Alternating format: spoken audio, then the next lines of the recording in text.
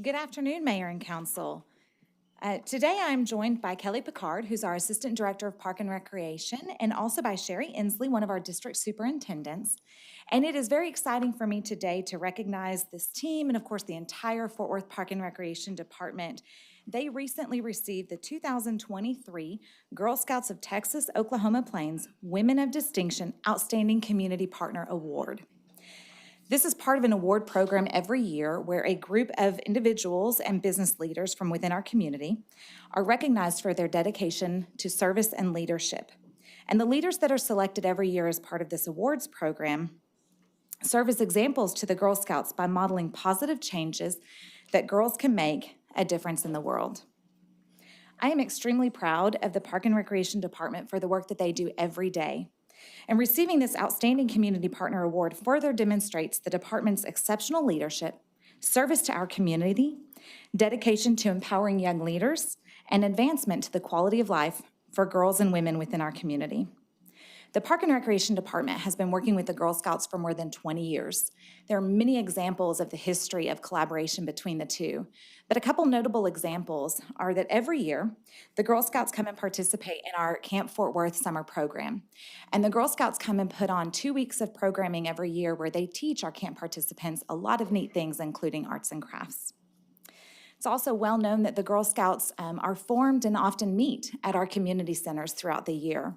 And one of the things that I learned throughout this discussion is that the Girl Scouts, they obviously work heavily in the sale of cookies throughout the year, and they are applying all the things that they're learning throughout the Girl Scout program. But they also donate cookies to our community centers to go to families that are in need, which I think is a really neat program. The Girl Scouts presented this award to our Parks Board on March 22nd, and then last week, these ladies were formally presented the award at the Women of Distinction Luncheon by the Girl Scouts, where they were also joined by Mayor Parker as well. So please join me in congratulating the Park and Recreation Department for their award as the Outstanding Community Partner for 2023. Do y'all want to say anything? Okay, thank you.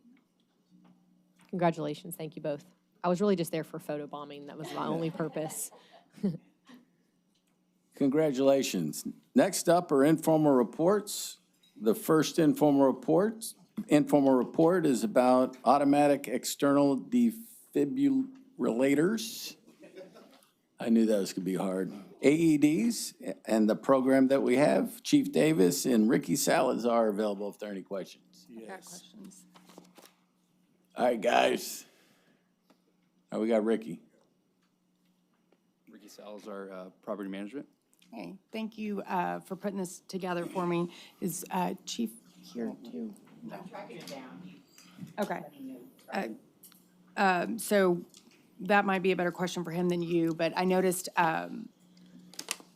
that a lot of the other cities provide grant funding for their AEDs are paid for through grant funding, and I'm concerned without knowing. I appreciate that you've provided the 15 city departments and the 105 locations, but that doesn't really give us an idea of the saturation of these particular devices, right? Does every city building have them? Where are they located in every department? Do we have a policy that says we'll have one for every 100 people or 1,000 people in a building? So it's hard for me to make that determination. And because it's department requested, we're really relying on our departments to be proactive and think about what they need instead of having some sort of policy, some sort of standardization across the city. And so I'd like to see that happen or additional information brought back to us on that. And then additionally, the grant funding. So right now, departments, I guess it's a budget package, it's part of the decision package. But it looks like other municipalities are utilizing grant funding. And so I'd like to know what that grant funding is and what the availability for us to have access or to seek some additional grant funding for that. And then I think that might be all I have for property management. Thank you. Okay, thanks. Hey, thank you. In just a few weeks, in Crowley ISD, Cairo McBride Johnson, who would have been a senior this year, his mom will be accepting his degree. He passed away during football practice at Summer Creek Middle School, and there wasn't an AED on site.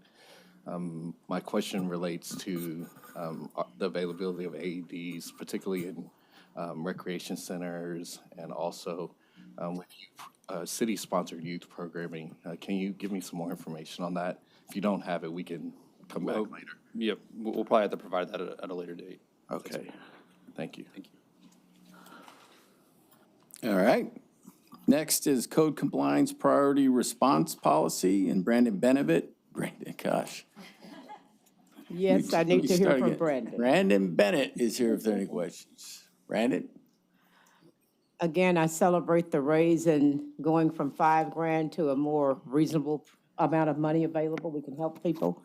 So Brandon, when you're talking about it, think about the audience at home who needs to know. Okay. So, and I'm sorry, I missed the question when I was walking up. Tell us about the program. Who's eligible? What's it for? How does it benefit? Is this priority repair? No, we're on code compliance priority response policy. If, Brandon, if you just want to give us an overview of the IR to start with, that might get us. Yeah, so, and I thought it was a really good question. It comes up every 12 to 18 months about how we do our job in the field, because sometimes it may appear to be selective, right? Or that we aren't basing our response based on priorities. And so what happens is all complaints that come in go into, they're fielded out to the officers. And then the officers have a priority. So if it is a major risk to public health, welfare, and safety, that they go to first. And then if it's something minor, they go to that last. So a minor example would be somebody left their card out on the street. A major would be that there was a fire and a structure that is now in a state of collapse. And then in between, you have just substandard buildings that are collapse hazards and things like, say, I mean, it's still important, but so what we find is that when we go out on the lower priority calls, they tend to be the ones that are the least expensive to fix, the least amount of work to fix. And they get fixed about 70% of the time. We just give people a little notice that says, hey, this is a violation, can you fix it? And they just fix it right away. And then they fix it. If they don't fix it right away, they'll fix it within a few weeks. When you get into the building side of things, that's where it appears that the cases are dragging on for a long period of time. But the thing to remember is that a lot of times these structures get in the state that they're in because the person was lacking the finances, or there was estate issues and ownership issues where they couldn't fix it, or there was historic, as in a recent case, where it has to go through the Historic Commission. So at the end of the day, what we always invite is for counsel and for people to have a conversation with us about a case that is taking a little bit longer than what you think it should take, to really give us an opportunity to educate you and others on what the holdup is. I appreciate that, and I appreciate, I know the two examples you gave in here were the two issues in District 9 that I brought up. My concern is, and it's the application of our code enforcement throughout our neighborhoods. A really great example is about, I think it was maybe 48, 72 hours after a recent hard freeze here. I went to a constituent's house, and they had a large moving box on they have a very big front porch. They had a large moving box covering those plants that they have to ensure that they don't freeze. They got a warning that day from their code officer.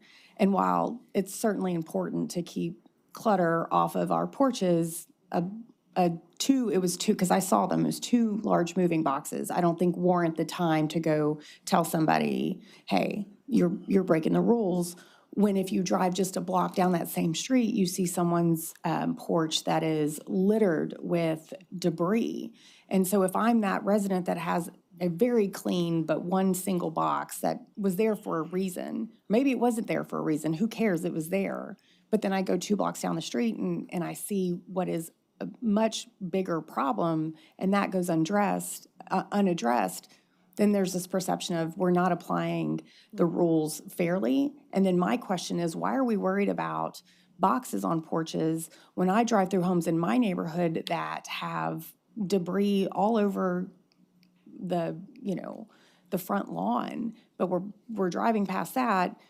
but then we're giving a citation or a warning for high grass. And I think it also, having some sort of more delineated policy also keeps us from weaponizing code, where you've got a grumpy neighbor, like what happened in the tall grass situation, that just want to complain and then call on their neighbors. And so I'd like to see some sort of prioritization and coming from your department and how we do that and how our code officers do that, so that we have a better understanding. Because I get that it takes longer to process these much more complicated issues, but it doesn't take much to drive down the street and see where the problems are in our neighborhood, but we don't.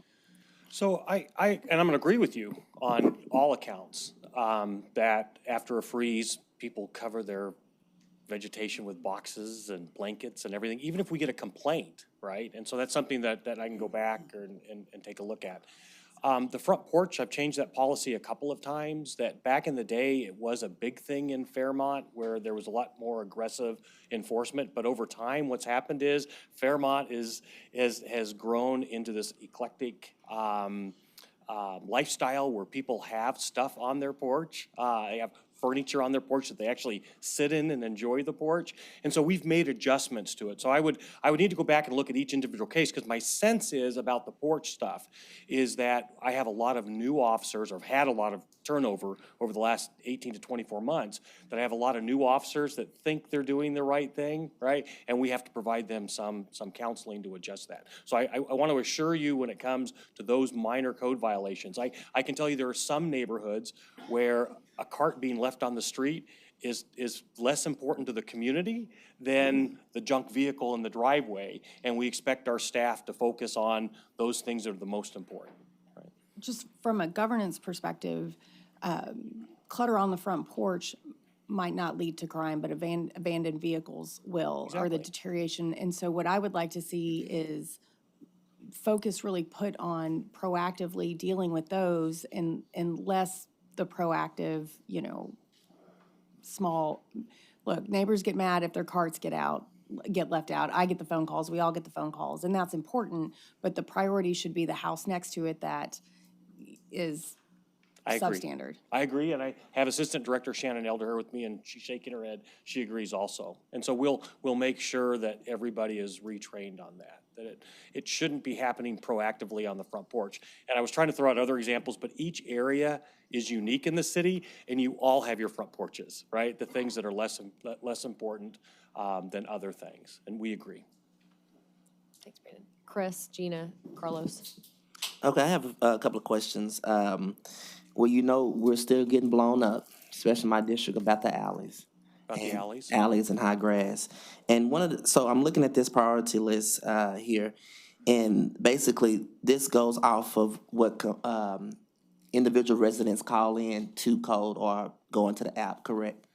It could be things that we also see proactively. So this time of year, so alleys are handled by parks, I believe now? Yeah, I'm not particularly talking about alleys though. So this time of year, what happens is the code officers will proactively address tall grass throughout the city. So they do that by, particularly on a Saturday is a good example, that they'll do nothing but drive up and down streets looking for tall grass, because at this point, the grass could be 18, 24, 36 inches in height. So that is a proactive thing throughout the city that we do. Sometimes people get a notice sooner because it's early in the tall grass season. Sometimes they get it later. But if we waited until everything was 24 inches, then we wouldn't get to it until it was 36 and 48. City property falls under this same category? So city property, we expect city property that's maintained by various departments to fall into that same compliance. Everybody's on a mowing schedule inside the city, and it's all based on how fast the grass is growing, which is sometimes tied to the time of year and how hot and dry it's been. So we would mow less sometimes during a drought, right? And then try to mow more during a growing season. When is the last time you updated that mowing schedule? I don't mow the alleys or the city about property. the high grass. Oh, from a code perspective, Yes, it's sir. adjusted season to season. It's based on what we're actually seeing happening out there. Sometimes it's in the inner city where we have vacant lots. Sometimes there's Johnson grass that can grow, I don't know if that's the legal term, but it's, right, everybody refers to it as Johnson grass.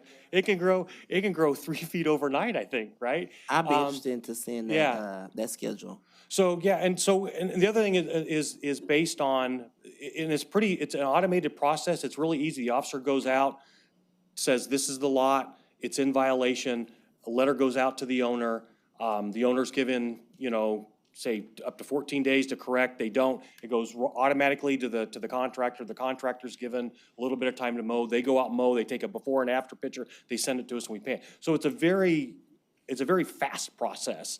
And it's not difficult for us to do it.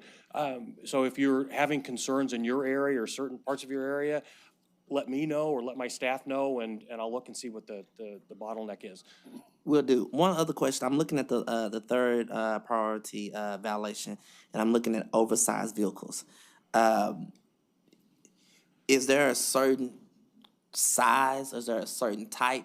Because I think we had an issue in Highland Hills where there was an oversized vehicle that had a trailer hooked onto it, and it's just stationary, it's parked. And so we had code come out, and don't quote me, but they said it was nothing they can do, and it was it's where a lot of senior citizens live. It's hard to turn on that corner. It's a blind corner.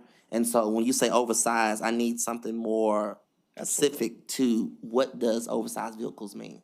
Yeah, so tow trucks, moving trucks, utility vehicles, like the electrical and plumbing vehicles that go home, those are oversized, just as an example. But if it's like a plumbing van, like just a regular half-ton van, that is not a violation. If it is a toy trailer where someone puts like ATVs in it and stuff like that, typically that, unless it meets a certain weight or a certain length, isn't that.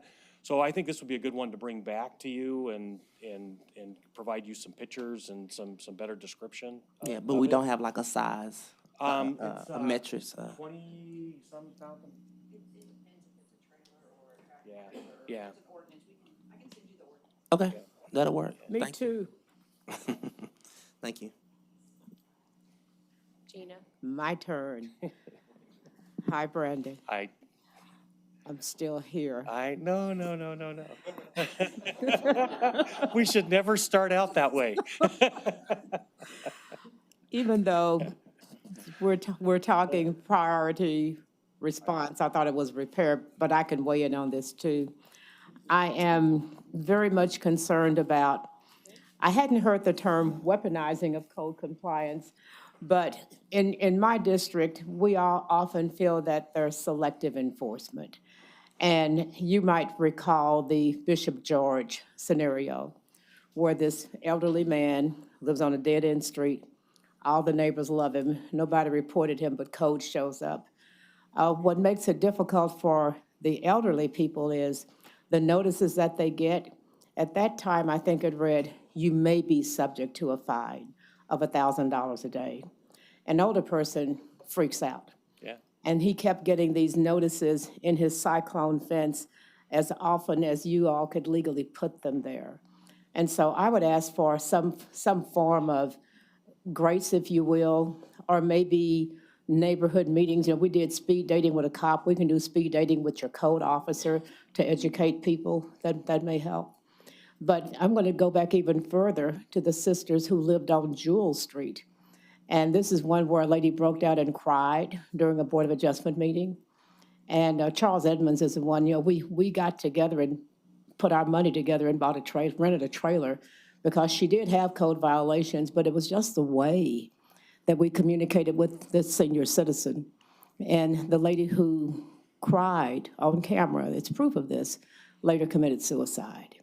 And so when I tell people code can change your life, it can, but I really would like to see us work a better way of communicating with people who may not have all faculties in place so that nobody has to have a heart attack because they get those notes. And we just need to be more compassionate.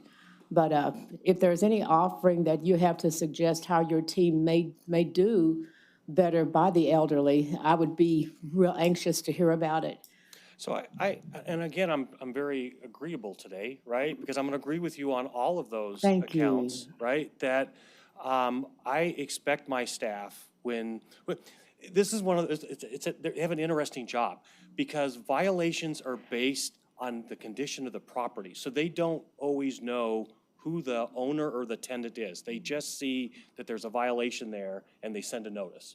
But once they learn these circumstances, right, I expect my staff to work overtime, if necessary, to find a way to resolve whatever it is that needs to be resolved to get them into compliance. And what I mean by that is writing a ticket. And you'll hear the police chief say the same thing about crime. And that is, we're not gonna cite or arrest our way into a better world. We have to work towards better solutions. So I'm gonna agree with you, and I'm gonna agree, on the Bishop George case. I always have, that was part of the Cavill neighborhood cleanup, and the officers were simply going door to door, right? And they saw a mess, and they gave a notice, and they started to address it, and it wasn't getting done. And there should have been a shift, and there wasn't, right? And we had a conversation about it, and the neighborhood stepped in to help them out. And we see that with churches, neighborhood, and other, that it takes a village to solve these, because it's not always a church, always the neighborhood. But let me Sometimes correct it's you, because family Don Babers and I were there. The neighbors weren't coming to help. They were coming to get your people, Yeah, because they saw your people as being predator to Bishop George. I get that. And all of those notices, and he had 20 notices, and so I'm not going to belabor the point, but I do want the truth to be communicated into what happened. And all I'm asking is, we got to figure out a better way to communicate to all people, but especially the seniors, because a bad decision could end up them having to leave their homes if we just had a bit more compassion. So I'd like to work with you. Absolutely. I used to work with the Area Agency on Aging, and I really would like to work with you on behalf of seniors and how we deal with those violations. Absolutely. And I think one of the things we have upcoming, I don't think I know, is we have an automated system that prints out the notices based on the violation that clicks.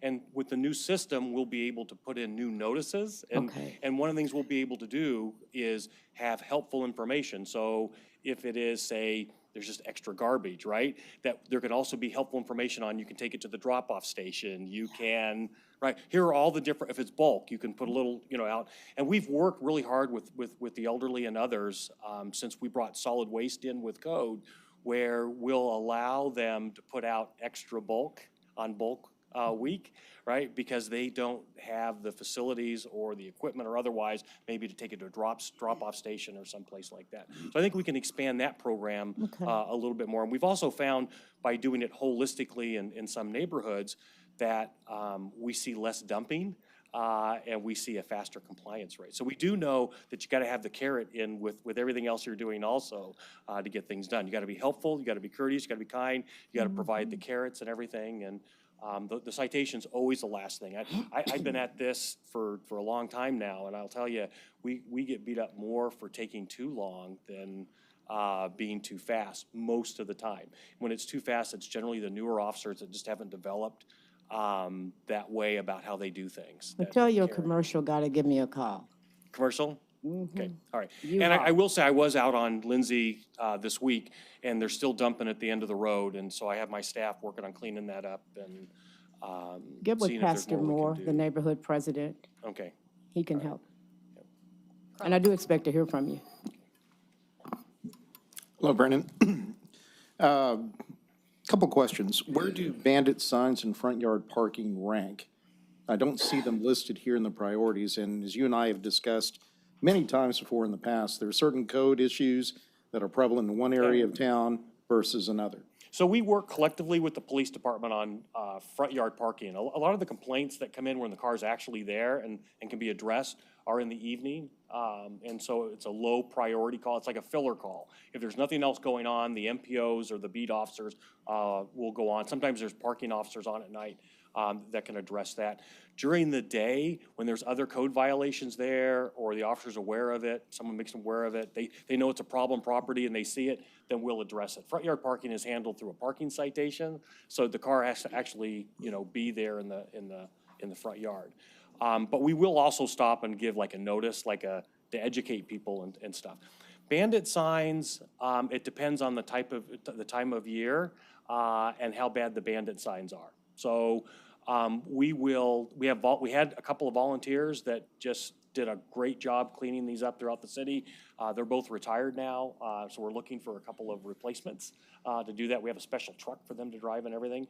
And then second to that, the officers will go out and they'll pull up bandit signs. So about 30 days after an election, we'll do a sweep of the city to pick up any election signs that haven't been picked up yet by the elections office. And then certain times a year, we got to lose weight, work from home, sell your brick house or buy my brick house, right? And those kind of ebb and flow. It's almost like someone stayed up at night and watched late night TV and got this great idea how to get rich and went and put all these signs out, and then we have to go and collect them up. We do know when it comes to bandit signs that the greatest benefit or, to the community is the sooner we get them picked up, right? And that means that's the least benefit to the person that put the sign out. If you curtail their ability to make money off putting that sign out, then they're less likely to put that sign out again in the future. Yeah, specifically, if you could look at the northeast 28th Street corridors right there, you see a lot of prevalence of bandit signs.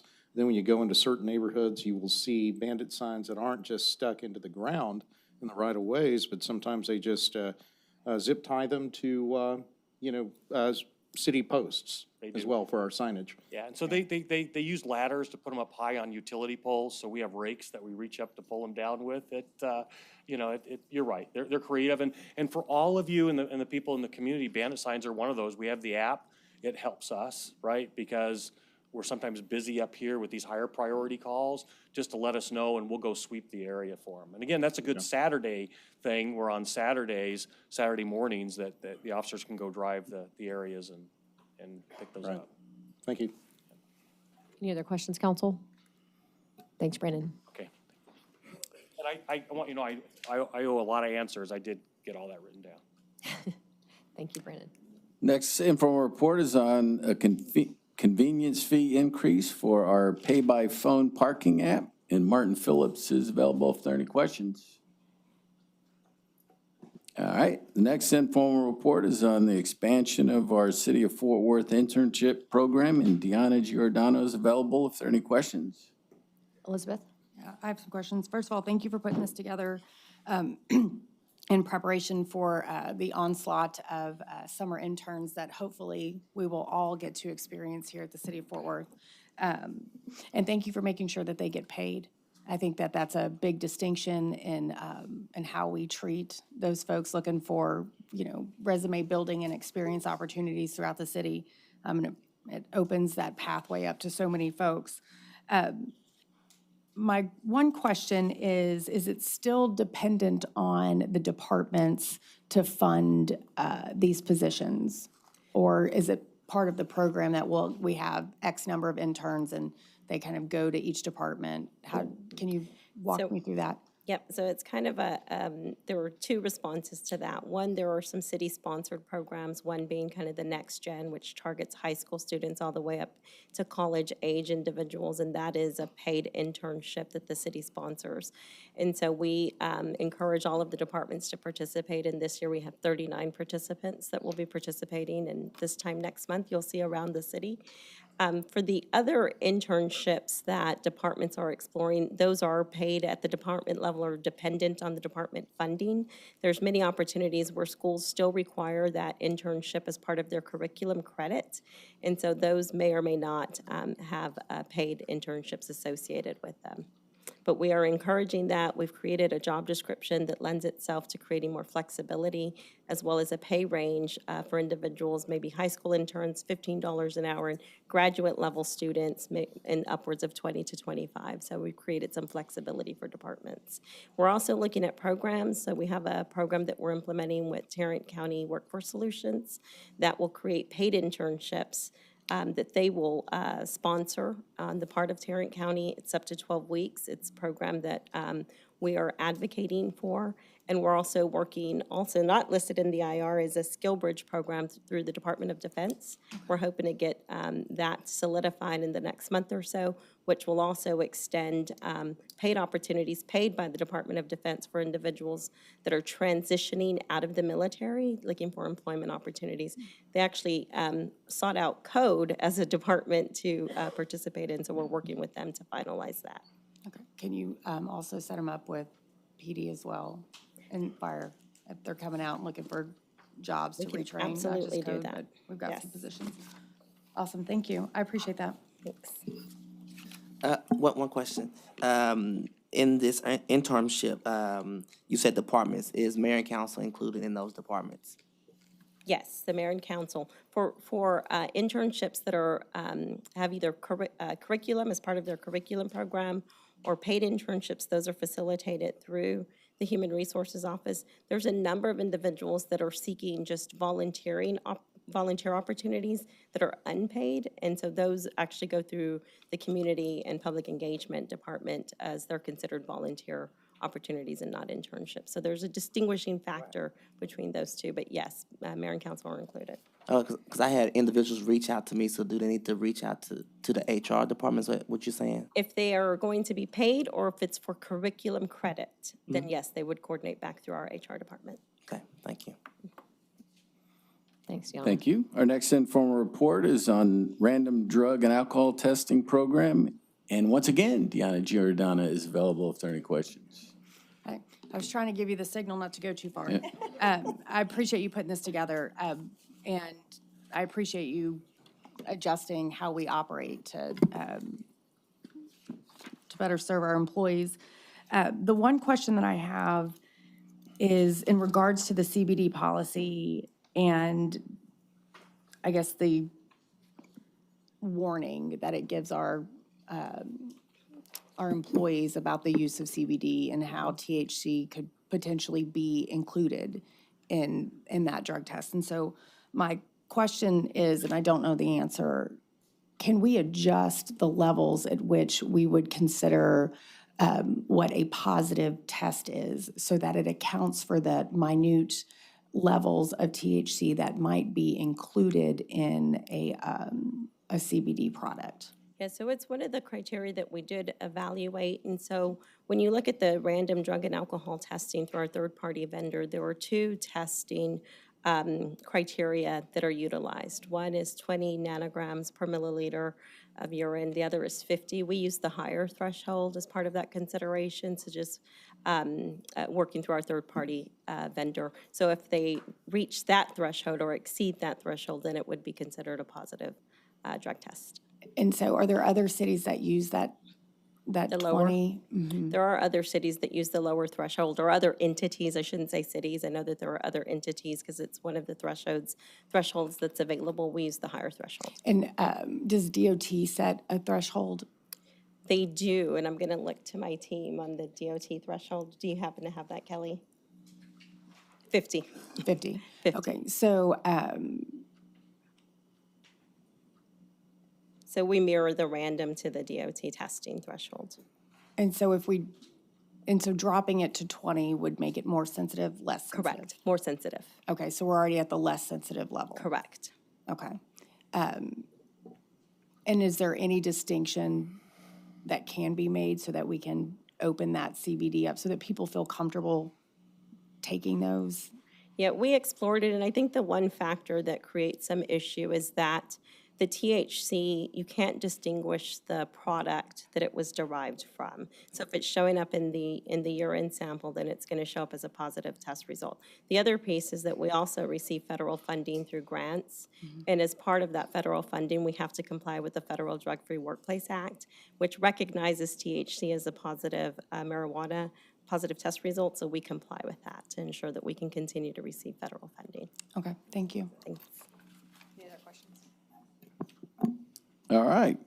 Next is our monthly development activity report, and DJ Harrell is available if there are any questions. I'm giving you more time, just in case you want to talk to DJ. All right, DJ, you're off the The next informal report is the proposed formation of Historic Fort Worth Stockyards, Inc. And Dana Bergdorf and Robert Stearns are available if there are any questions. Dana, I'd like for you to come up and kind of brief the council on where we're at with that, please.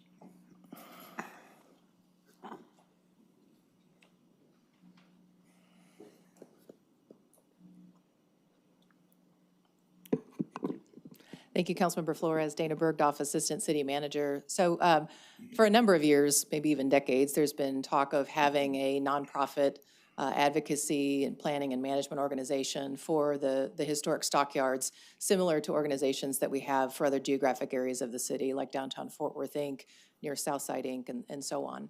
And so earlier this year, Mayor and Councilmember Flores asked staff to work with stockyard stakeholders and help support the creation of a nonprofit, basically a 501c6 membership organization.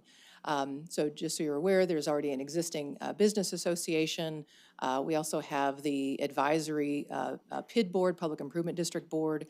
And so in working with Robert Stearns, our recommendation was that we use available funds within the PID 11 Stockyards budget of about $50,000 to help bring on someone who's got experience creating these inks. And so as staff, we recommended looking at Paul Payne, who some of you may know was prior executive director for Near Southside, Inc., former military commanding officer at the Joint Reserve Base, and anyway, great management history, but also someone who doesn't really have a dog in the hunt, if you will, or a horse in the race, or a bull in the something for the stockyards. And so Paul's been graciously talking with us and agreed to take this on as a part-time activity to serve as a interim staff, if you will, to help get this nonprofit created, to get the board formed, and then to have that board go ahead and select its own, permanent executive director. And so we will have action before you next Tuesday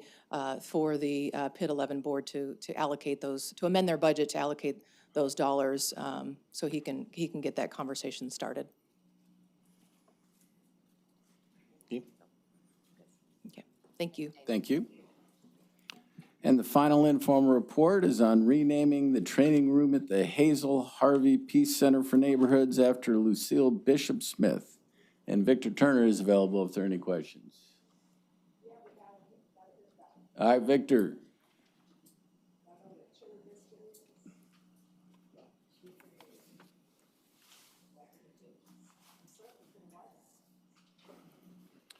Good afternoon, Mayor, Council. Yes, as part of a historic overlay district several years ago, we bought some properties with HFC dollars, and part of that, we had to honor Lucille Bishop Smith. We had a marker in Evans Rosedale Plaza, and we're also renaming a room on the second floor of Hazel Harvey Peace after her. So we have a very nice design and marker and tribute wall that HFC dollars have paid for honoring her legacy. Just want you to know that a lot of people are probably dead who bought chili biscuits. I was one of them. And I'm not dead yet. But she even had a billboard and served the White House with her unique recipes. And so I think people like Sarah Walker, can round up the team and make sure all of those are around for your celebration. And I believe she was the first African-American female member of the Fort Worth Chamber. That's right. Congratulations, Pastor Nettles. No, thank you. This is a great thing that the city of Fort Worth is doing. I remember we was trying to rename Hillside. I think Dave was at one of the meetings, and they talked about Miss Smith and all things she did in the community center and in the kitchen. And so showing her love here at Hazel Harvey Peace is a great honor. So thank you. Thank you. Thanks, Victor. Mayor, that concludes my report. Thanks, David. I think our first presentation, any questions on the upcoming M&C log from council? Okay, let's move into the 10-year review of tax rates, property values assessed, net taxable values, and exemptions. Mark McDaniel, no lab coat today, I see. No lab coat. Okay. It's in the office, but I can bring it back. No, you're fine. Mayor and Council, good afternoon. I want to take just a moment to introduce you to a couple of new folks that have just joined our team. The team is really coming on strong in terms of new people, but not new faces. I think some of these individuals you'll recognize. So if I could just quickly introduce, first of all, Christiane Simmons. Christiane is returning home to the city of Fort Worth after being the assistant director in the police department. She has her MPA from UNT and a BA and a BS from Texas Women's University. So Christiane, you want to come up to the podium there and just say hello so everybody knows who you are? Good afternoon, Mayor and Council. Yes, I'm super happy to be back with City of Fort Worth. It's super meaningful to be serving in my hometown. I graduated from Southwest High School, like a number of people here. And yeah, that's what's up. Yeah, so really excited to help implement your priorities through the Fort Worth Lab. Thank you. Thank you, Christiane. And then secondly, Ashley Clement, who has been with the city almost 10 years now, both in financial management services and in budget. She has served as interim assistant director in the lab since March and has done a fantastic job. So she is taking on an assistant director as well. While Christiane will be over operating budget, we'll have Ashley take the lead with the capital budget. So Ashley, you want to step up to the podium real quick so everybody can see who you are? Good afternoon, Mayor and Council. Ashley Clement. I'm just really excited to be offered this opportunity to collaborate with city departments and move us forward and work with everybody on the team. Right. Thank you, Ashley. Okay, so Mr. City Manager, did you want to make any opening remarks on this one? Oh, yeah, now that you gave me the opportunity. So the purpose of this presentation this afternoon is really background information and to provide some context. This is the time of year where all the appraisal districts, like the Tarrant Appraisal District, the Denton Appraisal District, the Parker Appraisal District, have sent mail out to all the property owners in those respective counties, and for us, that's the city of Fort Worth. And so that value of property creates a lot of conversation, as you can expect. And a property owner is now having to decide of whether they protest that value that they've been sent in the mail or do whatever. We're just wanting to provide some background and context, and so we're going to look historically at what we've done here in Fort Worth. No decisions are pending related to the information that you'll see today. So it's just for background and context. Okay. How about that? Thank you very much. So just to kind of recap on who's involved, a lot of different players here, from the city, of course, to the state, to the Tarrant County, and of course, all of our appraisal districts that we work with in the surrounding counties. So this is how everybody works together throughout the process. The state, obviously, they established the law, truth and taxation laws, and other laws related to taxing. Then we also have the appraisal districts, which are independent, and we work with all of them, not just Tarrant, and they all report a little bit differently, so it can be challenging, but this process is fairly smooth. And we'll talk about what they do exactly in a moment. And then we've got Fort Worth, who's the actual taxing unit. You all set the tax rate and have at least one other lever that you might consider in the process. We'll talk about that in a moment. And then, of course, your assessor and collector who actually collects and distributes the levy. So this is the calendar. It's a little busy, but you can see at the bottom there that just the full year, what happens in the different phases. We are in the highlighted area that says equalization. As the city manager just mentioned, this is the period where the protests are heard through July, and then the certified roll is provided July 25th. So the manager has to have a budget to you all as a recommended spending plan in August, so it's a really tight window once we get that certified roll and finalize the numbers for your consideration. The departments at this point have submitted their budgets, and we're in that process of looking at funding requests, but at the same time, we've got this significant revenue source that won't be settled until much later, but right now is the time for appraisals. And then you can see tax rates are adopted and levied in the July through September timeframe and under the assessment, and then collection begins. So in general, this isn't the case with every city, but it has been with Fort Worth, particularly in recent years. As property values increase, the tax rate typically has gone down, especially again in recent years. So that's just kind of the mindset that we have as we're putting the budget together. As you look at those folks that assess taxes, not assess, but adopt a tax rate because the appraisal district actually does the assessment. But you can see here, Fort Worth makes up the majority. It's actually been fairly stable, went up to 50% of the total, now at 49. Fort Worth at the bottom there in red has gone down from 29% to 27%, in large part due to dropping the tax rate even though values have gone up. This is a busy slide, but I just want to focus primarily on the tail end here with the yellows bars on the caps.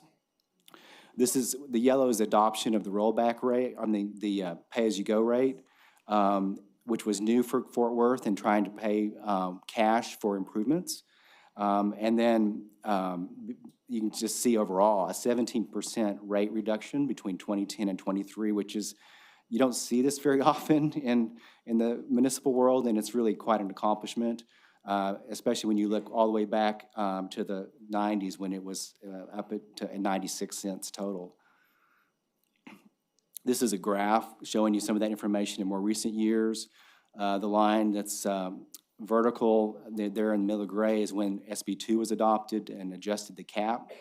You can see others were already going down at the same time. And Fort Worth has gone from the highest among the top 10 cities now to, middle of the pack and heading further down. So this, again, is quite an accomplishment. Now, this is appraised value over time in terms of the types of properties. So the darker gray at the top is residential. Then you have personal property in the smaller light gray, and then commercial is your beige color. So definitely are seeing, this is tax year, so this would be fiscal year 23 on the last bar. And so you can see obviously that we've had value grow over time, particularly for residential, but also for commercial as well. And these are just the counts so that you can get an idea about how many parcels, not the total value, but just the count of parcels. So we use that to do a lot of assessment in terms of what's happening. Okay, so it all ends with this. When you look at the top bar, that's going to be your total appraised value. And then the kind of orange color there, that's going to be your taxable value. So in between are all your exemptions, which we'll go into more detail in a moment. And then if you use the axis on the right where it says millions, that refers to the green area at the bottom, which is the total actual revenue that's collected. And so you see a red little chip there on the right. It's a range because it's to be determined. We don't know where that roll is going to come in, and we certainly don't know exactly what tax rate you all will adopt at this point. This is by county. So we're seeing Denton County is coming on a little stronger.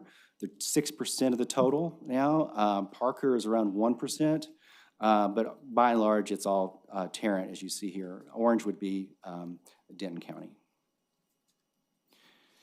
And then this is new growth. Blue is residential, orange is commercial. So year by year, what we're seeing in terms of new growth. And the estimate is for 24, again, because values haven't been completely determined and the roll's not been certified. This is just another way of looking at new growth as a percent of existing value. So it's a little hard to see at the top of each of those bars. There's a green color, and that's the percent, or the value that's new. And then on the right is what percent that represents of the total. So roughly 2.5% of the total. All right, so let's talk a little bit about exemptions now. So the city does have a role in this in terms of the exemptions. You all have adopted the maximum homestead exemption of 20% with a minimum of $5,000. And also back in the 80s, you increased your over 65 disabled persons exemptions to $40,000. And then there's also a tax ceiling in place. So this would be the tax amount on the house, not the rate or the value, but what they're paying is frozen. And if it goes down, then it can go down, but it can never go up. So this is some of the trends in Tarrant County. Out of all the jurisdictions, the 41 municipalities, 56% have the homestead exemption. The average is 15, and Fort Worth is higher at the max of 20%. 93% have the over 65 exemption. The average is a little over 40,000, and Fort Worth is right at 40,000. So there's a little bit of room here on this one that I'll go into in more detail in a moment. And then same for the disabled persons exemption. Fort Worth is actually well above the average on that. Okay, so this just gives you an idea about how many individuals take advantage of these exemptions. When it comes to the homestead, 55% of your residential inventory. And then the over 65, 16, and then the disabled persons exemption, 1%. This is a picture of the exemptions. So the bottom part of the bar there, the lighter blue, that's the value after all the exemptions. The darker gray piece right above it is going to be other types of exemptions, primarily those properties that are 100% tax exempt absolute. This would be nonprofit property, that sort of thing. University, that sort of thing. Then, but you do see at the very top there in the orange, over 65 and disabled, and the homestead is the bigger piece at the very top. So it has grown incrementally. It's just harder to see because of the way this is displayed, but if we were to break those out, you'd be able to see the bigger distinction as it has grown. The next one is the residential cap. So there is a 10% cap on appraisals, right? So even if the appraisal district comes out and says, well, this house is now worth 15% more, 20% more, it can only be taxed 10% more each year. And so you can see the estimate right now with the preliminary roll for 24, it's pretty high. And so, but this is not taxed. It's kind of reserved. It's kind of pulled out of the equation. So they'll see it on the bill as far as the total value, but the bill would not include this amount. And so, but it can catch up to them the following year. So I want to talk a little bit about some of those levers that the council has. You don't have any control over the appraisal. It's an independent, totally independent exercise that the appraisal districts conduct. Once they're through here in their protest and we get that certified roll in July, the manager's budget's presented, you'll see all that detail. But one option that you would have in the process is you could increase that over 65 exemption. And just to give you the value of that exemption, for each $5,000 on an individual home, that'd be reduced $36. And we have, again, 45,000 accounts for the over 65 exemption, so that equates to $1.6 million in loss. But that might be an option for you to consider in terms of that population. There are cities in Texas that have larger than 40,000, which is what you all have, and but you're just a little bit below the average for Tarrant County. So something to think about. This was, again, 1984 when it was last increased. Mark, what's the maximum increase you can create for a cap for 65 and older? I don't think there is one, Mayor. Okay. Dennis was helpful in helping us research that further. There's one city in Texas that's got one at 162,000. Okay, so yeah, that's helpful. Thank you. Yeah. Okay, now the other option, of course, that the council would have is to reduce the property tax rate, just like the council has done for the last several years. So on the left there is a snip of the graph you saw earlier where the tax rate was coming down. Since 2014, it's dropped 14.25 cents. So on the new estimated tax roll, again, it's still not finalized because people are protesting and it's not certified. But at 1 penny would be worth 12 million versus 10 million in the current year. So a little bit higher, obviously, for 1 penny. And then, of course, if we had, the city still had that 14.25% or cents on its rate, that's $172 million that you've made sure that the residents kept and weren't taxing. So, but that's an option for you in the process as you look at the final roll as it comes out. If you want to play with those levers of the exemptions and the tax rate, that would be the council, your discretion. Just a little bit more information about the average home value in the current year is $186,000, and then the average home value for at least an estimate for the coming years, 221 or 22. One thing I might mention here is that appraisals are done in January, so we all know the market's changing, right? And so that's something to be thinking about too as we go through the process of, and you all establish policy around spending in the budget plan. So just to recap again, where we are in the process, we'll finish up this equalization component and then receive that assessed or certified roll in July and then proceed through the balance of the process. And then just in closing, before taking questions, I do want to mention that Renee and his group have been putting information out to our residents about how to protest if that's what they want to do and what their rights are. And so that period is still open, and we've been making sure that people know about that. There's also a historic tax exemption that's available that Renee has shared with folks as well. And that's the presentation, so be happy to answer any questions. Questions from council? Go ahead, Carlos. Mark, thank you for the presentation. As you know, that council has prioritized us trying to shift the tax burden more so on commercial properties versus residential properties. However, we're in a situation where the valuation, of properties keeps going up, and residents are hard hit. So that higher rate, evaluation is what I'm after. Just by scanning the bar graphs that you had right there, I can't extract, a quantitative number, from that increase. But can you give us some detail?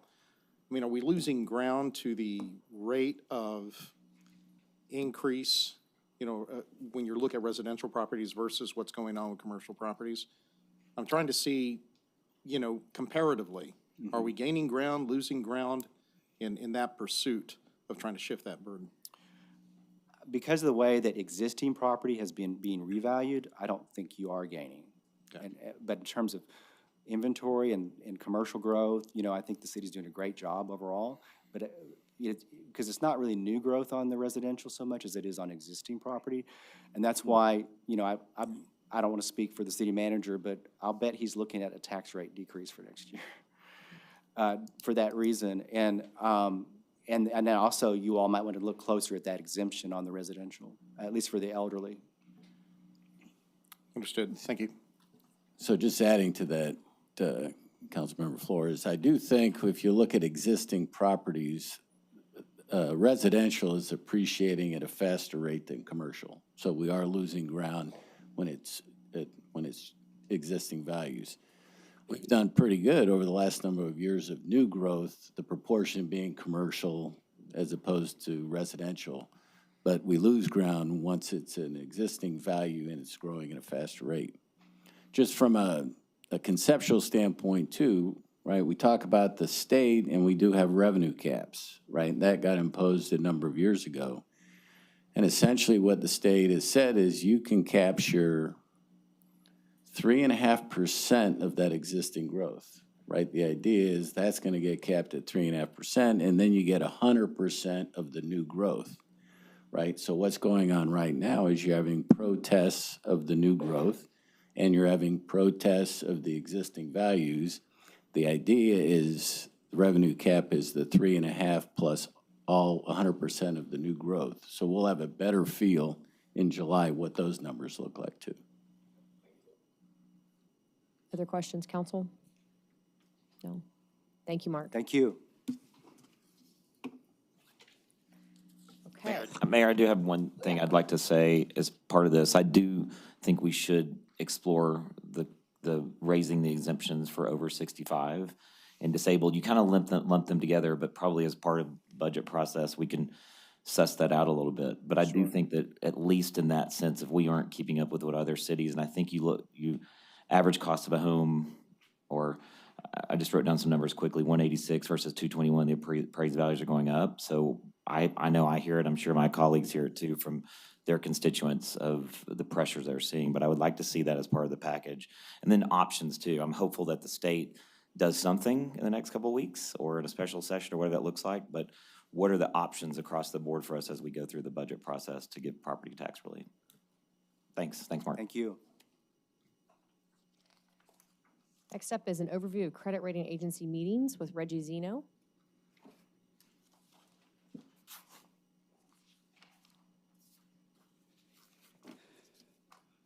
Good afternoon, Mayor and Council. This afternoon, I'll just take us through a really brief overview of the credit rating agency process that we've utilized this year. Basically, we started out with, we work within an annual business cycle. And of course, we started out at the beginning of the year with the adopted budget that went through the various processes to arrive at the annual operating and capital budgets. We then followed that up with an assessment and an evaluation of the prior fiscal year, where we ultimately produced an annual financial report. We completed the external audit with the third-party auditor, CPA outside auditing firm. Internally, we provide and review some monthly financial reports. And then, of course, there's an ongoing fiscal analysis and budget monitoring that takes place within the Fort Worth lab operation. We then begin to look at some long-term financial planning within the Treasury division within finance. We begin developing the debt capacity model, which lays the foundation for any future debt obligations that we would present to council for action. And then, of course, we did complete and present to council a debt plan that incorporated all of the various components of the recent bond issuance. And of course, we're now in the fourth leg of this cycle, and that would be the debt issuance process that I'll briefly review this afternoon. And most of the data that I'll be reviewing had previously been sent to council members. I think David Cook sent an email providing most of this data probably a week ago. But we wanted to provide a brief overview at the work session. Currently, the city is within the high investment grade. We're at the AA, within the AA category. And it straddles that category, but just really proud to indicate that we are at a very high investment grade, which affords us an opportunity for the lowest possible rates as it relates when we do issue bonds. For the 23 bond issuance process, we secured ratings from 3 rating agencies, S&P, Moody's, and Kroll. We have in the past used a 4th agency, Fitch, and we rotate the ratings among the 4 rating agencies. And this is obviously a requirement prior to issuing bonds into the marketplace. This is just a brief overview of the various matters that we covered with the rating agencies. We met back on April 21st. We had a day-long session with the 3 agencies where city departments presented various items, anything from the economic development plan to plans for the culture and tourism. We did review some pension and OPEB plans and funding issues. And of course, we reviewed any FY23 updated budget analysis, as well as a brief overview of FY22 results. And then, of course, we had an excellent presentation from the Water and Sewer Group Department and an overview of the key financial and operational metrics, as well as additionally an outstanding presentation from within the drainage stormwater operation, because those 2 groups were actually issuing bonds as well. Ultimately, the rating agencies maintain the city's current rating, which is, we're really proud of that achievement. But basically, the ratings were consistent with prior years. And we received those ratings actually last week. Just some brief commentary from within, we tried to summarize the rating comments from the three agencies, and they were pretty consistent across the board.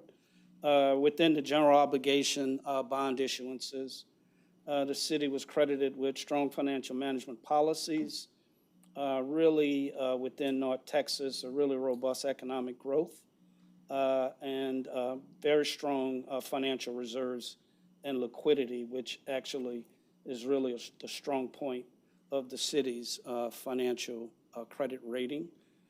Some concerns related to pension contributions. Council heard a little bit about that earlier this morning from the retirement board. But there is a concern, if you will, with the current unfunded pension liability, which is a concern from that many other cities have if they are actually managing a pension system. But generally, excellent comments from the rating agencies relative to the city's general obligation bonds. Water and sewer, again, consistent positive comments regarding strong financial management and capital planning. Probably the one area that was suggested as a potential concern would be some of the financial margins that are currently healthy, but we are anticipating to issue some future debt for plans that are underway for various components of the water system. And drainage also presented a brief discussion with the rating agencies, and again, consistent comments, strong financial management, favorable debt service coverage ratios on gross and net revenues, and a manageable debt profile. There were some concerns about enhancing some of the debt service reserves. There was also some concerns over liquidity levels that were somewhat below the peer group. But overall, excellent ratings from the credit rating agencies. Just to look forward, actually, I'm going to discuss the pricing that we did actually receive on the general obligation bonds, and actually water and sewer and stormwater pricing of bonds will actually take place tomorrow, and then closing on both of those a little shy of a month later. As it relates to the pricing results on the general obligation, we had 3 separate series within the general obligation category. The Morgan Stanley submitted the lowest true interest costs at 3.47% for the general purpose bonds. That rate was actually slightly less than the rate we received last year, which was somewhat of a surprise to us. But it, again, speaks to the really strong rating that we currently are receiving from the rating agencies. But we were somewhat surprised that that rate is slightly lower than last year. The certificates of obligation came in at 3.67, and the winning bidder was Wells Fargo. We don't really have a comparable there. We haven't issued COs in several years. And with tax notes, the rate came in at 2.67%. The winning bidder, JP Morgan, and that rate was slightly higher than in prior years. All of the various credit rating agency reports are available on the city's investor relations webpage, along with the actual ratings presentation that was provided to the rating agencies back in April, as well as the debt financing plan overview that was actually presented to council. And all of those reports are available, as I indicated, on the FortWorthTexasBonds.com webpage. Questions? Questions for Reggie? No. Thank you very much, Reggie, for all your hard work, and David, too. Okay, next we have a presentation on a proposed economic development program agreement with Casco Land Company. I think Michael Henning is going to lead us through this. Thank you, Mayor. Michael Hennig, Economic Development Manager. So the purpose of this presentation is to discuss a proposed economic development program agreement supporting the proposed next phase of development for Clear Fork. So just to orient you to the area that we're talking about here, it's really about a 25-acre portion of the broader 50-acre site that you see outlined in red here, which of course is northeast and adjacent to the existing first phase of development for Clear Fork. And just to refresh everybody's memory on that initial phase, that was about a $300 million mixed-use development that was first proposed back in 2014 and was completed in 2018. And that first phase was made possible by a 15-year Chapter 380 Economic Development Program agreement that grants up to 80% of all of the new property taxes and sales taxes generated by that project. That initial incentive agreement was capped at $48 million, and so far to date, about $7.7 million of that has been paid out to the developer. In that time, the city has netted approximately $2 million of net new tax revenue from this project. There had always been plans, really from the beginning, for eventual phases to come down the road. It's really a question of the scope and the timing of those subsequent phases. And of course, ultimately, it's a business decision that's made by the property owners and by the development team that is driven by a question of just the broader economic environment, as well as, pretty critically, the opportunity to secure anchor tenants that are necessary for these kinds of developments to really be able to be in position to move forward. And so that's really what brings us here today is an ability, it's an opportunity to be able to discuss this new phase of development that is being prompted by an ability to secure the key tenants that make this broader proposed phase 2 work.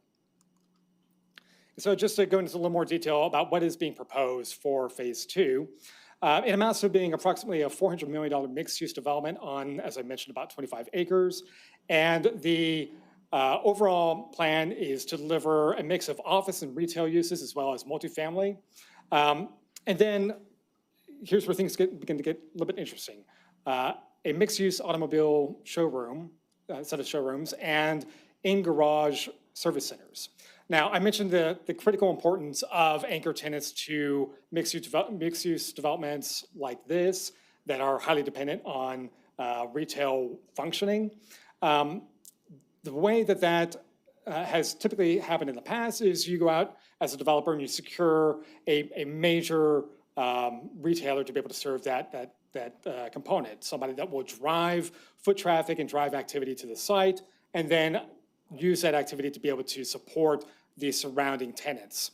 That's been a little more difficult in recent years, particularly as traditional anchors have been quite a bit less dependable when it comes to expansion. So your large anchor soft goods retailers, your department stores haven't exactly been in expansion mode for many years now. So that's led developers to get a little creative on where they might go to secure an anchor tenant to serve that role. In this particular case, what is being proposed is to bring in several auto dealerships, effectively, but to incorporate them into a mixed-use urban walkable form that you typically find more in much larger urban settings like Chicago or New York versus Fort Worth, Texas. The challenge of doing so, of course, is that kind of development requires quite a bit more investment to be able to make that a compelling option versus a more suburban location for that kind of a auto dealership. Ordinarily, again, with anchor tenants, the developer is usually looking to provide those anchors with the most favorable terms, either within their lease or if they're participating in the construction of the broader project. They're really looking for terms that can just make the numbers work for that particular tenant to come in, as I said, to be able to really generate value on the surrounding development that would produce.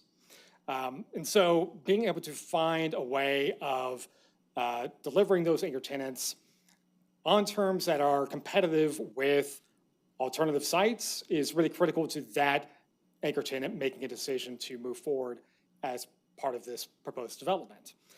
Now, of course, there's additional value that an auto dealership would have by being located in this kind of environment. Namely, people are more likely to drop in and take a look by chance at a vehicle showroom if they are eating dinner next door or if they're shopping at a retailer nearby, than pulling off the freeway to be able to take a look at what happens to be in the auto dealership at that particular time. So there's value to the dealerships by being there, but to make it compatible with a mixed-use development of the kind that would be expected for Clear Fork, that's a more intense level of development and, of course, a higher level of investment. And so what that has produced in this particular case is approximately a $22.4 million gap between what would be typically expected for these anchor tenants to be able to locate in this phase of development versus an alternative. Now, just to give you a little bit of a sense of exactly how all of this would lay out and how you fit auto showrooms and auto service centers into a walkable mixed-use environment.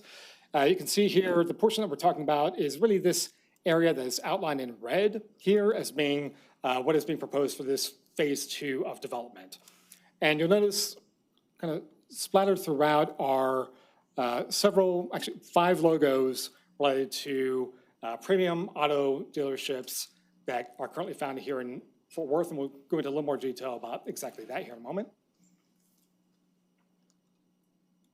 Zooming in here a little bit closer, you can see exactly how the layout would relate to the surrounding retail that fits in between them, as well as the location of the service centers within the parking garage behind the showrooms and the retail centers themselves. Now, question as to who these dealerships are, we actually turn north of the site up to effectively the area around White Settlement and University to the collection of auto dealerships known as the Autobahn Group. Now, what is being proposed is the relocation of this existing set of dealerships from this site to either the proposed next phase of development at Clear Fork or an alternative site that is located outside of the city of Fort Worth that is in a more traditional suburban type of arrangement. In all, this represents about 17 acres of property that with this relocation would then be made available for redevelopment. To give you a sense of the look and feel of this development and how the auto showrooms would interact with the pedestrian realm, just kind of give you a sense of how this plays out as a mixed-use development. You can see here that it really reads more like a retail shopping experience more so than your traditional auto dealership. I'll just fly through these a little bit just to give you a sense. It's largely consistent with what is there on the ground today in the first phase of development. The idea is to create a generally seamless pedestrian experience from a mixed-use urban standpoint. Now, just to drill in a little bit more on the impact of relocating this particular set of properties, this particular set of businesses from their existing location near White Settlement.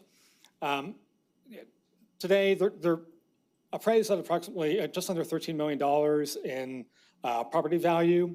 The city is collecting approximately $92,000 of $92,000 of property taxes and approximately $132,000 in sales taxes.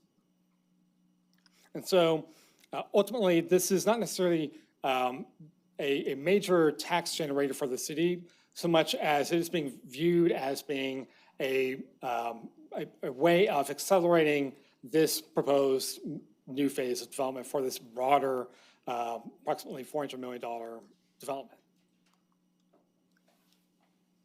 So just to go through some of the broader terms of what is being proposed for this second phase of development, the expectation would be the delivery of a minimum $350 million of new mixed-use development on 25 acres, $275 million of which must be hard construction costs. Now, that's really going to be delivered into two kind of sub-phases, the first of which we're calling Phase 2A, which would be delivered by no later than the end of 2026, and which would consist of approximately 150,000 square feet of new commercial space, 200,000 square feet of new automobile showroom space and service space, a minimum 1,750 space parking garage, and collectively between those uses, a minimum of $225 million in new and total development costs must be delivered to the site as part of that initial Phase 2A. By 2 years later, an additional 150,000 square feet of commercial would need to be developed, as well as delivery of a minimum 350 new multifamily units. And the total combined value of the development must hit a minimum $350 million of total development costs to be able to achieve the maximum incentive that is being proposed. If the developer does not deliver Phase 2, then the rate of the proposed incentive would be reduced by 20%. We'll go through the breakout of that here in just a moment. The developer would also be committing to a minimum 15% of all hard and soft costs going to business equity firms. In return for the developer meeting those commitments, staff is proposing a 15-year 380 that is based on up to 80% of the incremental M&O ad valorem, so it's just the maintenance and operations portion of the city's tax rate. So unlike the first phase of development, we're not talking about the entire ad valorem taxes that the city receives. So effectively, we're talking about a 60% rate if you compare it to the overall property taxes the city would be collecting. And this staff is proposing to cap that at $22 million, which, based on forecasts of this value being delivered, would amount to approximately $14.2 million on a net present value basis. Now, the proposed grants would exclude any of the portion of the development that would be delivered, that would be associated with the multifamily portions of the project. And as I just mentioned, if the developer delivers the first that Phase 2A, then they would be eligible for receiving the maximum proposed rate of 80% of that M&O taxes. If the developer does, if the developer meets the minimum requirements for Phase 2B, then they're able to maintain that 80% rate. But of course, if they do not, then it would be reduced down to a 60% rate, applicable only to the value that was delivered for Phase 1. Right? And so really what you're seeing here is a performance-based incentive that's being proposed that is ultimately a function of what are they delivering? Are they meeting their minimum commitments? And then how much value is ultimately being generated by the investment? The only way that they get to the cap of $22 million is by delivering the new taxes that would be necessary to actually generate that amount. And so it's incumbent on the developer to be able to produce the value that they're ultimately relying on to be able to make their numbers work. So to summarize the overall terms of the proposal, the development would consist of a minimum of $350 million in real property improvements to be able to earn the maximum rate of incentive, which, as I mentioned, would be delivered in really kind of two subphases. The first consisting of a minimum $225 million in total development costs, followed by the second, which gets them up to $350 million in total development costs. The proposed incentive would result in a maximum grant paid to the developer over a 15-year period of $22 million, which again is approximately 14.2 on a net present value basis, which based on the proposed investment would result in a city participation rate of approximately 5.1% or a 17-to-1 private to public ratio. Net of the incentives that are being proposed and based on the programming that is being proposed by the developer in terms of new retail and new investment, staff has estimated that the city will receive over this 15-year period just under $15 million in new property taxes from this new phase of development. Again, this is completely excluding any of phase one. This is completely excluding any value that is being received now. So we're only talking about net new taxes that this proposed incentive would be facilitating. But then on top of that, an estimated $10 million in net new sales taxes generated for a combined $25 million in net new taxes to the city over that time period. The payback period based off of those estimates would be right at about 5 years. So a way of looking at this is that the city is effectively made whole 5 years into this 15-year agreement, and everything above that is net profit to the city.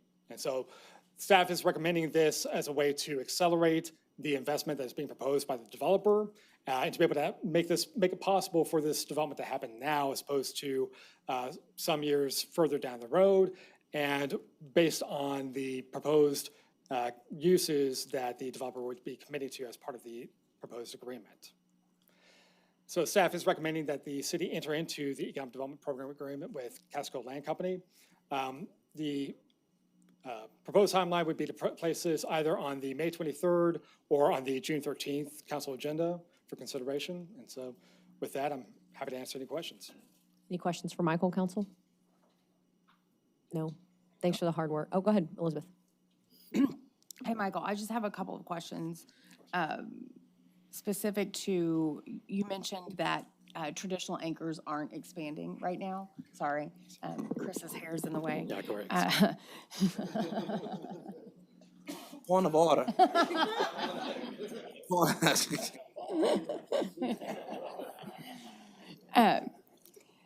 You said that your hair was in the way, Chris. Traditional anchors aren't really expanding right now.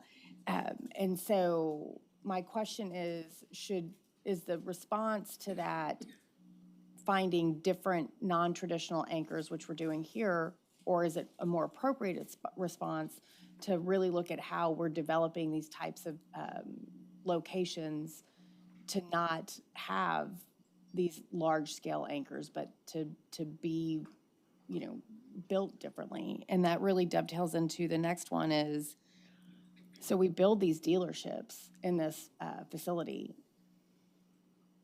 Let's say one of them was up there, VW. I think that was on the list, wasn't it? Yes. Okay, so say VW decides to go out of business for whatever reason. Now what do we do with that space that we built to be a car dealership?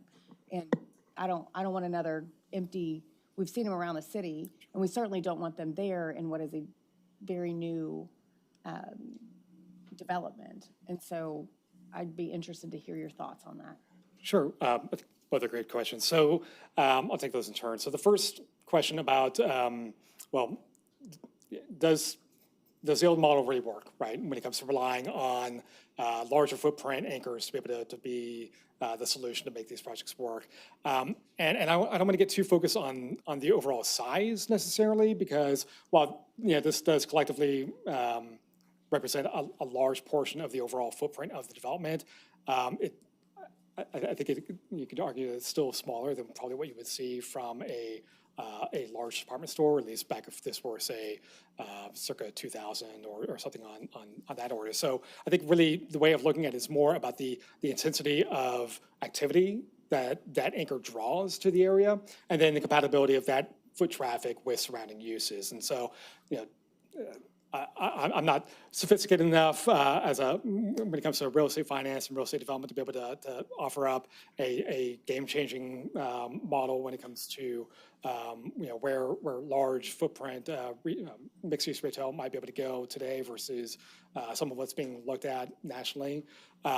But I think the general idea is to accept as a developer of kind of this broader set of acreage that you're not going to make a whole lot of money off of key retailers or key draws to the property, but you rely on them to be able to make the rest of it work. And so whether that is a department store or whether that is a cultural asset or an entertainment center, there have been a lot of developers that have taken kind of an increasingly creative approach to trying to find a new model that works because the old one just can't be relied on as it had been in the past. This is something we really haven't seen in Texas. As I said, you would typically find this kind of highly urban-oriented auto dealership in an area like Chicago or Manhattan. It's not typical to find this in Texas. You see a few smaller scale one-offs in Tesla showrooms, for instance. They've got I think a good example of that, they were kind of an early tenant down in the Domain in Austin, which is a very comparable mixed-use development as this. But I would kind of point more to the anchor as being a draw more so than it just taking up a lot of space. Michael, I think one way to say it is they're building this as a retail box that can be used, for example, if a car dealership does go away, it could be used as for other retail uses. Correct. And that really gets to your second question, which is just the adaptability of the space itself. And I think that's part of the added expense of an auto dealership building into a location like this, is that ultimately you're building it to function as a mixed-use space. It just so happens to be being filled and being used as an auto showroom. But to your example, if this auto dealership or auto showroom were to fail for whatever reason, then how do you backfill that space? And in a lot of ways, it really, the answer to that question is it's much like how you would approach it if it were any other major tenant within that particular property. So you build the space so that it could evolve and be able to be adaptable to multiple tenants. And so this is not so uniquely designed that it can only ever be an auto dealership or an auto service station. I think, if anything, it actually gives us kind of some creative examples to be able to point to for how we can bring what has traditionally been very suburban forms of development into a more urban, mixed-use, walkable form. And also to be able to make more creative use of garages, which, depending on how things go in the future, perhaps we won't see them being used as much for individual storage of people's cars. We might be needing to find some creative ways of putting garages to use, and this could be able to serve as a good example for exactly that. It's not on. So the idea is that these anchors will drive additional development, and so that's why we want to put this agreement in place, because we're going to build these car dealerships, and then it's going to attract the retail to come later, correct? That's exactly right. So is there any other place that you can point us to where car dealerships have spurred retail development? I really can't, because as I mentioned, there really is not a good example within a comparable market that I would point to. I'm not going to, I love Fort Worth, but I'm not going to go so far as to compare us to Chicago or Manhattan, right? We're not there yet. But I think in terms of the volume of business that they do, it's reasonable to expect that would bring the kind of foot traffic that a developer would rely on. I think for anybody who is taking their car to get repairs done and had to sit in the waiting room for an hour, 2 hours, 3 hours, depending on how talented the mechanic is, can understand that there are many more things that people would rather do than just sit there waiting for their number to be called. And I think that the development team here is expecting that exactly having that kind of a captive market serves well for the type of retailers that they would expect to go out and recruit to fill the remaining spaces. So there'll be maintenance and service on site with these as well? They're not just showrooms? That's exactly right. So maintenance and service is what would be, and I can go ahead and go back to the site plan and make it a little bit easier to see here. In garage. You can see here in the garage is where, within a portion of the garage is where the service would be located. And so it's not going to be a situation where somebody's going from a restaurant down to a soft goods retailer and passing by somebody who's doing an oil change. Right. That's all really happening behind the scenes. How does that environmentally impact the future use of that if we weren't using them as car dealerships? I can't really speak to the environmental impact of this. I mean, it's currently ag land right now. And so I think based on the proposed commercial use, I think it's reasonable to expect that it would continue to be used as a commercial use. Whether or not that has any kind of implications for whether or not that would be maintained as residential ready. I might swoop in here and save you, Michael, for a minute. I think one important piece here is the developer partner we have here with Casco and the Edwards family have been some of the most environmentally sensitive in this particular property. And in my conversations with them, they would never put anything here that would put the rest of their development at jeopardy, especially near the banks of the Trinity River. So I know that that's one consideration. And then also the due diligence that they've created here in making sure that this is the future of retail, an outdoor mall space that has completely changed across the country. And I think their partnership, not just with Casco, but with Simon and others to make this development possible in Phase 2 and ultimately to Phase 3, I know they're quite excited about that. And in these situations, I think our important position is really the public policy decision of whether or not we think as a partner we should be there in the second and third phase, which I do believe we should be. But leaning on our private sector partners who've done the research due diligence over the last really 10 years to get us to this place. And very important questions that Councilman Beck has raised, but I think some of these are really outside the scope of what this body should be considering in terms of what market looks like in Phase 1 and Phase 2. And this really, I'm calling it Phase 2 and Phase 3 because it's a continuation of our Casco development project and how this partnership has continued over the last 10 years. Me? Yes, Gina. I have been waiting with bated breath. When you look, I don't know how the numbers are going to true up, but I like the idea of us being made whole in 5 years. You know, I can anticipate living that long. What? All right, Mike, don't get near my drink. But I'm just real proud of staff because what they've done is stretch. And we've been telling them, be creative, do something different. Now, I can visualize this on Rodeo Drive, okay?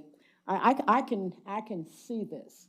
Now, whether or not the passive customer is going to just drop in and buy a Beamer, I don't know. But the idea that staff is moving us in a direction that takes us away from the traditional development. And it excites me to see them being creative.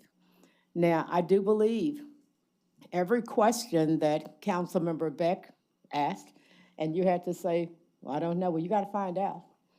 And not that you're doing research, but at least have something to compare to give a level of comfort.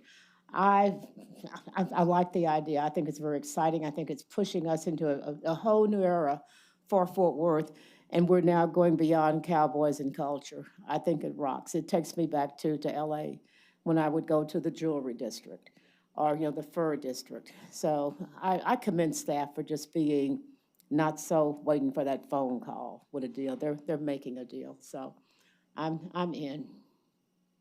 I think Councilmember Crane had a question. He already talked. He talked when I had my hand up. Any other questions? Thank you, Michael. Thank you.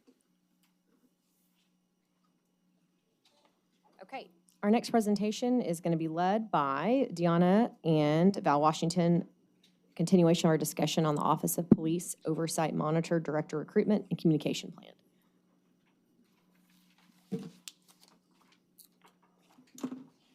Okay, I'm going to provide an update on the Office of Police Oversight Monitor Executive Search Recruitment, the process associated with it, and just some timeline for next steps. And so first, we'll kind of just talk some about the background and the history of the Office of the Police Oversight Monitor. It was established in February of 2020 by City Code.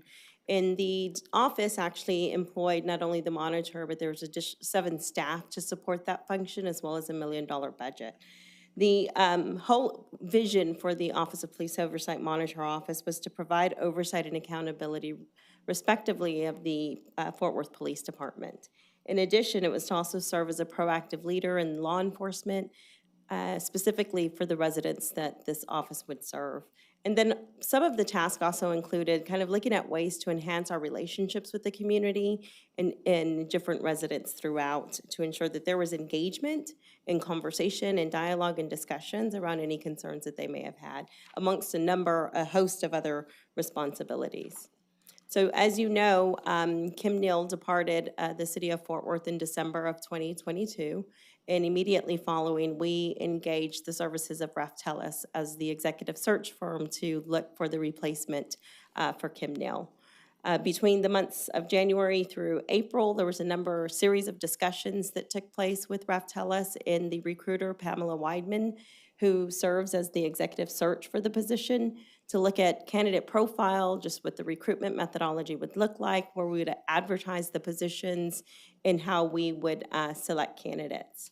That process took place, and we received over 114 applications of interest, so a very diverse candidate pool. And I think that speaks a lot. That's a testament to the work that Kim Neal performed, as well as the staff that continues to be a valuable contributor to the city of Fort Worth, with just that volume of candidates that applied and expressed interest. And just so that you know, those 114 applicants, they came from across 20 different states, and majority of them came from the state of Texas, but a very large population of candidates to consider across a large population of the United States, and a very diverse makeup of individuals. Part of the effort to kind of dwindle down that 114 candidates was to look at identifying semifinalists. And so we've identified 6 individuals to meet with panel interviews on the 19th, which is Friday of this week. And that will be to identify finalists to put before the community, mayor and council, other department heads and city management, as well as just interested residents. And so I'm going to talk about all of those steps that will be involved to identify a candidate that can fill the big shoes that Kim Neal left.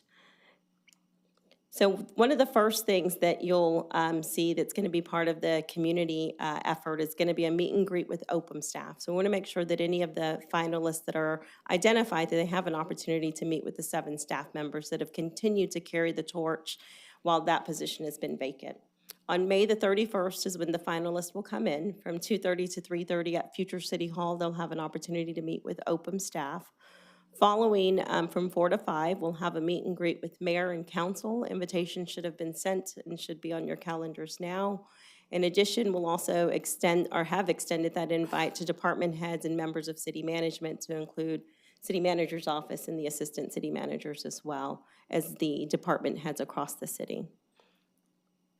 Following that, we'll have a dinner engagement with those finalists, and this is kind of just an informal opportunity for individuals to interact with the individuals and the candidates that make it to that round.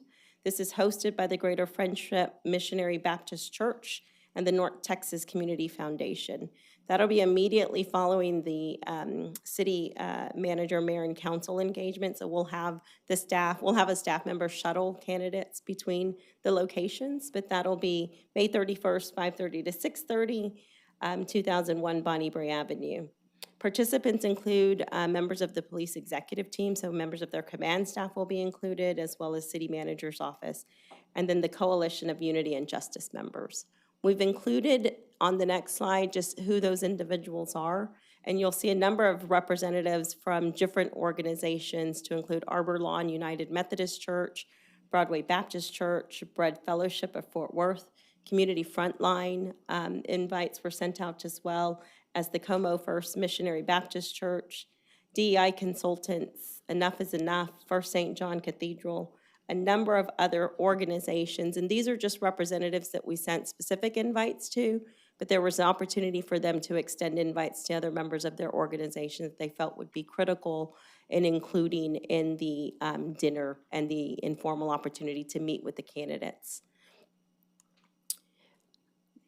Following that event, we'll have from 7 to 9 p.m. at the Como Community Center a public engagement forum. This is open to all members of the public. So anyone that has an interest in participating or being public or present has an opportunity to attend. That's from 7 to 9 p.m. there at Como Community Center. We will have a moderator. Prior to this event, there'll be an opportunity for the public to submit questions in advance so that the moderator has a list of questions from the public and opportunities to evaluate and submit those to the candidates and ask them in a public forum where others can, if they're not able to participate in person, can watch online. It will be broadcast live on cable, Fort Worth television, Facebook, and YouTube, so that others that can't be there in person can at least hear the activities of the day. Short biographies of the candidates will be made available the day of the event. And then also we'll have comment cards and QR codes so that we can get feedback from the public on the panelists' response, how they handled the questions that will be provided to them, and just the feedback on just the potential selection of the next Office of Police Oversight Monitor position. Community outreach, so we're working with Renee's team and the community and public engagement to make sure that we can reach a wide audience of individuals throughout the city of Fort Worth. So there'll be, on the Office of Fleet Oversight Monitor Department website, there'll be the finalist biographies will be listed there, as well as the button to submit questions. We also will be communicating through the Facebook as well as the different social media that we have available to us to the neighborhood associations, homeowner associations, community organizations, and then communicating through the media so that that we can reach a large audience of individuals that may have an interest in this position and who's selected. In addition, promotion through public forums, including City News, Nextdoor, Facebook, Twitter, community engagement, face-based bulletins, a whole host of activities. We have a schedule of when those communications will go out. Some of them will be simultaneously so that we can, again, just reach a large audience to ensure that we get public feedback and comment on the candidate that will be selected for the position. So, you may be wondering why that information, our candidates that have expressed interest isn't being released now, and that's just to protect the integrity of the process, but it's also to ensure, by virtue of the selection process, only one candidate will get the job, right? It's a competition, and so we want to make sure that we reserve their privacy, and then as we get to the point where we have identified finalists, we will make that information public, and we want to make sure that those candidates are noticed. As you know, we are dealing with a very tight labor market, and so individuals that have expressed interest are currently employed, and we want to make sure that we preserve that privacy as well. On June 1st, that will actually begin the engagement of the formal panel interviews. So following the Community Engagement Forum, Fort Worth will impanel 2 interview groups. And those individuals will provide feedback to the city manager, along with all of the public feedback that we get from citizens that provide us with that information. Since this is a direct report to the city manager will make the ultimate hiring decision for the candidate that fills that role.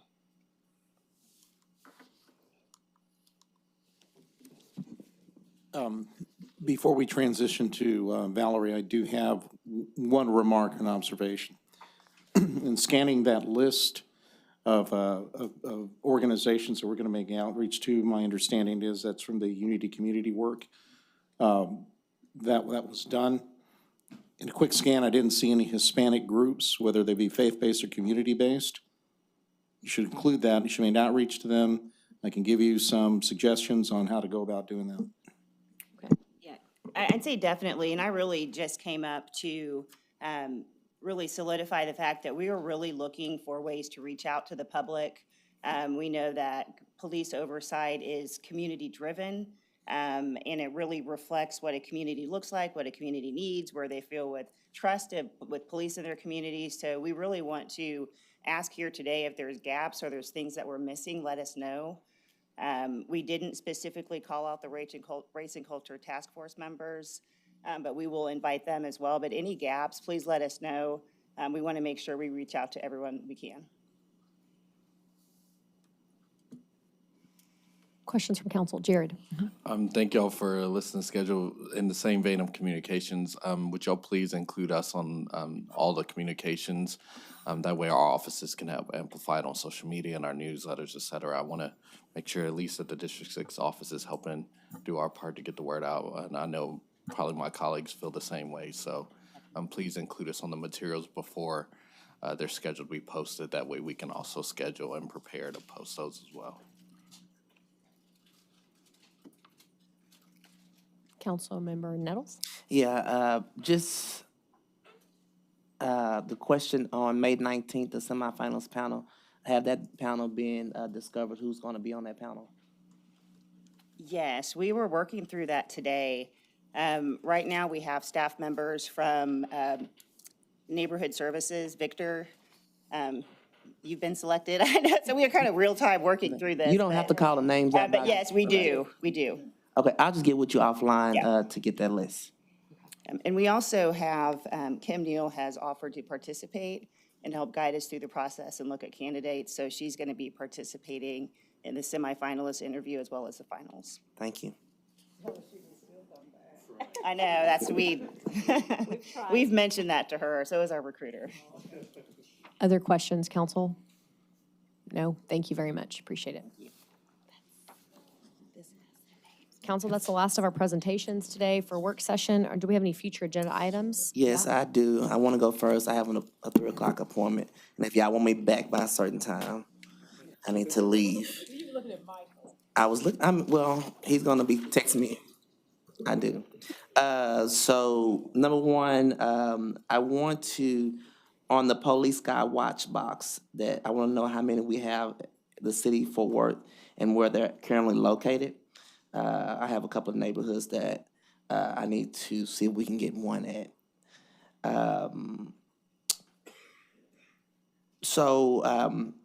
In the election cycle and in the meeting I had with the realtors the other day, there's a real voice about the new tax revenue. I want to see if we can get an IR on the impacts that it would affect our budget and what that looks like so that we can speak boldly to the community and give them how that really affects our budget. And I know we're going to talk about that in the budget cycle, but I want to kind of get an IR on that going into the budget cycle. Also, I would like, I know MedStar did do a presentation on a new prioritization system, but I want to get an IR on how it affects dispatching our fire department.